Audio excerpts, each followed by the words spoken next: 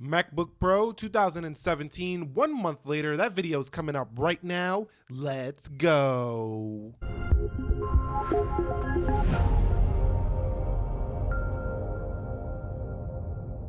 So, what is up, guys? Nick here, helping you to master your technology, and welcome to the MacBook Pro 2017, 1 month later. Now, if you've been following my channel for quite a while now, you would have known that I traded the iPad Pro 10.5 as a portable computer to the MacBook Pro here. Now, I've had this thing a month, and I want to share with you my experiences with it. But let's go ahead and begin and talk about the specifications. So the MacBook Pro I have here is the 128 gig. It's the entry level model with a Core i5 processor and 8 gigabytes of RAM. That is a KB Lake CPU. And we're going to talk about like 10 areas that I've experienced with this guy over the past month to help you decide if this might be a computer that you might want to go with. Again, this is the entry level model with the 7th gen KB Lake i5 and 8 gigs of RAM. Okay guys, so the first section I want to talk about with the 2017 MacBook Pro is the durability. Now, I don't know about you, but I define durability as how well a device can withstand damage or pressure or, just knocking it around. And I've had this thing a month. I did buy a case, so it is in pretty pristine condition, but it does feel a little delicate, meaning that, if you drop this thing on a corner or something, you're going to nick this thing up pretty easily due to its soft aluminum. But overall, it's a very durable device. It doesn't feel quite like the tank that my 15-inch MacBook Pro does feel like. But overall, I think that, this is going to be a pretty durable device. I do recommend if you are picking up a 13-inch 2017 or even the 2016 model, which is, practically identical to this device, that you do get a skin or a case. Now, cases don't work too well on these devices because dirt gets in between the cases on the MacBook Pro pretty easily and can scratch the housing, but a skin is definitely recommended here if you get one of these MacBook Pros. They do feel like they can scratch up pretty easily, but overall durability, I'm gonna give it a solid 9 out of 10. It's a pretty tank device. It's very durable, feels very strong, and everything's well in place. I don't hear no clickies and clacks on this guy. And 1 month later, it feels like a premium product that it, pretty much runs in terms of the price point. So let's talk about design a little bit here on this MacBook Pro. Now, this MacBook Pro is very good to look at. I think it's a very pretty design. I don't like that they went ahead and took away the lit up Apple logo. Now, that's totally a personal preference. A lot of people could care less about that, but I'm someone who does care about those little things. I think it's the little things that made, Apple stand apart a little bit in their computers, and that was one of them. Now they just have their regular old Apple logo, which is not bad to look at, but it's just a logo nonetheless, just like any other laptop. So they don't really have that trademark Apple lit up logo here anymore for this device. In addition to that, I do think that the trackpad here is a little bit wider than it needs to be. Now, of course, it looks beautiful, I believe, this huge trackpad on this small computer. But when it comes to functionality, it's not as functional as you might think. So if you're over here typing a document, for example, just typing keys, your hand, actually your palms will rest over the top of the trackpad. So in my 1 month using this, I found this to be a little bit annoying when I am typing on the computer and not connected to a keyboard. This trackpad can get in the way from time to time. So while I'm not trying to say it's a horrible trackpad, it's a forced click. It's one of the best in the business in terms of its actual hardware. Using it functionality wise has not been the greatest in the world in terms of, being functional. So in the middle here, on the older one, it would just be like in the middle here. It wouldn't be, extended this far. Now this might work a little bit better on the 15-inch, but for the 13-inch, it does get in the way sometimes. And since we're talking about design, I do think the speaker design here on the MacBook Pro here, 13-inch, is really nice. Perfect cutout holes here. And the keys look absolutely beautiful. These butterfly switches on this MacBook. But at the same time, these things also have posed the problem for me, as these keys have been a little bit too flat for my liking. So I'm not as fast as I am on a more traditional mechanical keyboard, or even the keyboard of past MacBooks, maybe MacBook Pro 2015, for example, 2012, those older MacBooks with the big, nice, luxurious keyboards. This just kind of feels cheap in comparison to the older keyboards, and that's just my assessment, my personal perspective. You might love this design, but that's just one thing I want to mention. Now, I do love the screen. It has pretty minimal bezel here on the design. You could see very minimal bezel here. And after 1 month using this thing, it's been one of the prettiest looking devices I've ever seen in my life, to be honest with you. So overall, design I think is strong. It looks really good. They hit this one out of the park in terms of looks, but I think they sacrificed some functionality and some trademark things that they used to have, like lit up logo and a bunch of ports here for this 13-inch MacBook Pro. So let's get on to the next section now. So one area I'm not going to speak too much about here on this 1 month later review is the display. This is a Retina display.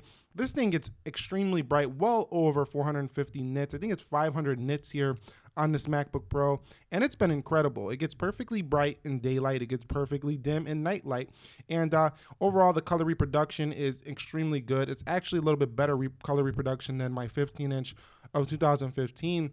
So I think the display is a total win here. If you're getting this device, display, hands down, it's up there, maybe number one on the market. I'm not going to say quite number one. There might be a better display out there, but I haven't seen it yet. Okay, guys, so 1 month later, I have to touch on this whole USB-C thing. So we got rid of all the ports here on the 2017 MacBook Pro. I'm sure you're well aware of this. Apple is going to dongle life here in 2017, the dongle life. And, this thing hasn't posed too much of a problem. I do have to remember every time I go out, if I'm going to go out editing or something, that I need to bring with me my adapter here. So I got this Satechi adapter here, which goes on the side. It color coats and matches the MacBook. It's worked well for me. It does have, SD card slot, micro SD card slot, as well as two USB 3.0 ports, as well as a USB-C port. So this thing is kind of annoying that I have to keep bringing it with me, but it still gets the job done. Now, I don't think this is the best attachment for the MacBook Pro, but we're not talking about that. What we're talking about is the ports. So I don't think this is too much of an issue if you just go ahead and buy an adapter here for a 2017 MacBook Pro. If you do go with a higher end model, you will get 4 USB-C ports. But overall, I still rather have the ports on the computer itself. It's a little bit more, easy to use. But having an adapter is not going to be, life-changing in a bad way or anything like that. So let's get on to the next section. So touching on the battery life of the MacBook Pro 2017, I've actually found this battery life to be quite good. It gets me well through the day. As long as I'm not doing anything like iMovie or editing or photo editing, this thing can easily get me through the day. Now, if you do the more heavier tasks, you're looking at only 3 to 4 hours of battery life. This thing will juice down, as will any other computer if you're running it heavy. So overall, very good battery life here on the MacBook Pro 2017. I don't think it's the best in the market, but it's definitely up there in the pretty good. So the USB-C charger also charges this thing quite fast. So you're not gonna have a problem with charging. It charges extremely fast. I think the Dell XPS does a little bit better job on battery life though, but MacBook Pro still pretty solid here for the battery life after my 1 month using this guy. So in terms of the speaker quality, even though these things might look pretty tiny, these things actually sound extremely good. They have pretty solid bass and they're pretty loud even though they look small like this. Now there is one on the other side over there. And in terms of this 3.5 millimeter headset jack, the audio quality that comes through this is actually quite good as well. I wouldn't say, again, the best in the industry, but it's definitely pretty darn good for a 13-inch MacBook Pro. So audio levels are pretty high, higher than a lot of cheaper laptops you're going to find on the market. If you are running fans and things around you and there's a lot of ambient noise around you, you're still going to have trouble hearing this MacBook Pro. But at any decently quiet environment, this thing's going to light up the room in terms of audio. So pretty good stuff here for this 13-inch MacBook Pro from 2017. After 1 month, I've had no issues or complaints with the speaker quality. So I can't make this review after 1 month of using this guy and not talk about the thing I've enjoyed the most about this computer, and that is the software, specifically the macOS Sierra. Now, this thing right here kind of gets out of its own way. This is, extremely smooth, and I really love the trackpad gestures here on the Mac. They work flawlessly, and bouncing between your different tasks really makes you a little bit more efficient on the go here with your Mac. So this thing for me has definitely been way more efficient than using Windows, just because of these trackpad gestures and the fluidity and reliability of the macOS operating system. This thing has never crashed once, no matter what I'm doing on it in an entire month. It has not shut off one time. So I'm very happy with that. And overall, I could really recommend anybody this software when it comes to getting work done.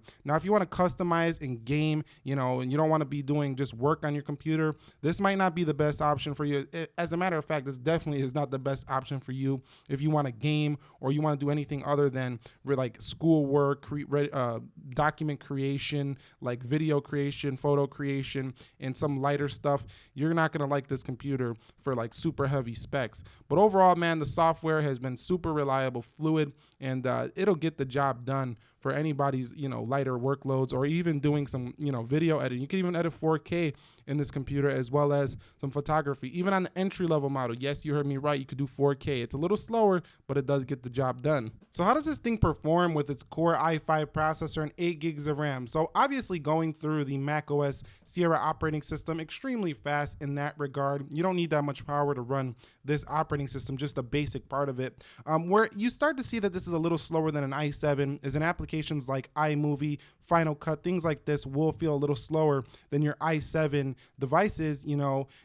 Doing multiple things at once, multiple tabs, no problem for this computer. I'm just saying, like heavier things and programs and stuff like that, this computer will be a little bit slower than you might expect. It is an entry-level model than an i7, but it's still fast enough for some quick edits, which is why I got this. I got this to do quick edits on the go, quick photo editing, throw out a video if I'm out doing a vlog somewhere. It's super light, super portable. Take it with me. I don't got to come straight back to the studio to do a video, and that's why I got this. And overall, I think the performance is a solid 8 out of 10. I'm taking 2 points off because it can choke from time to time on heavier stuff, but that's what we got to expect when you're paying the entry-level price point for your MacBook Pro. So I'm gonna go ahead and wrap this video up here 1 month later with the MacBook Pro. Like I said, I do have the i5 8 gigs of RAM, KB Lake Edition. This is 128 gigs, so very low storage here on this one. Not necessary for me to have more storage. I do have external drives here for this guy. The things I've enjoyed the most about this guy over this entire month here has been its portability and power. So it's